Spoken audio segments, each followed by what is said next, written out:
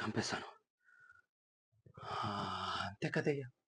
ఎర్రసీను, అబ్బుల్గాడు, ఎంకట్రావు ఆఖరికి నన్ను ప్రాణంగా చూసుకునే రంగమ్మ తమ్ముకొని ఇంతమంది అమాయకుల్ని సంపినోని సంపడం న్యాయమే కదయ్యా!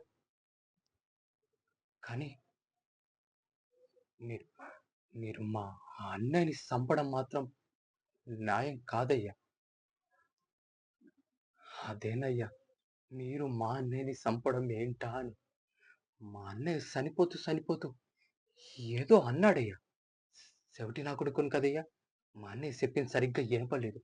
అయినా నాకు ఇనపడలేదని నేను ఏనాడు బాధపడలేదయ్యా! కానీ మొదటిసారి ఆ దేవుడు నాకీ లోపం ఎందుకిచ్చాడని సానా బాధపడ్డానయ్యా! కానీ ఆ దేవుడే నాకు దారి చూపించాడు. ఆళ్ళెవరో ఆడుతూ పాడుతూ పాడిన పాట, మా అన్నయ్య ప్రాణం పోతూ చెప్పిన మాట 2 ఒకటేనయ్యా! శ్రీమన్నారాయణ, శ్రీమన్నారాయణ.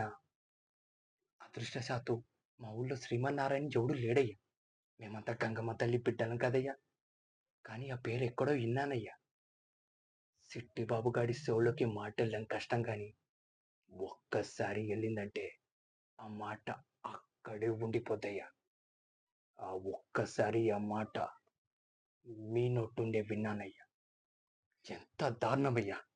ఏ సంబంధం లేని నాకు బెయిలిప్పించారు. మా అన్నయ్యతో నామినేషన్ ఏయించి ఆడిని సంపి అది ప్రెసిడెంట్ ఖాతాలో ఏస్తారు.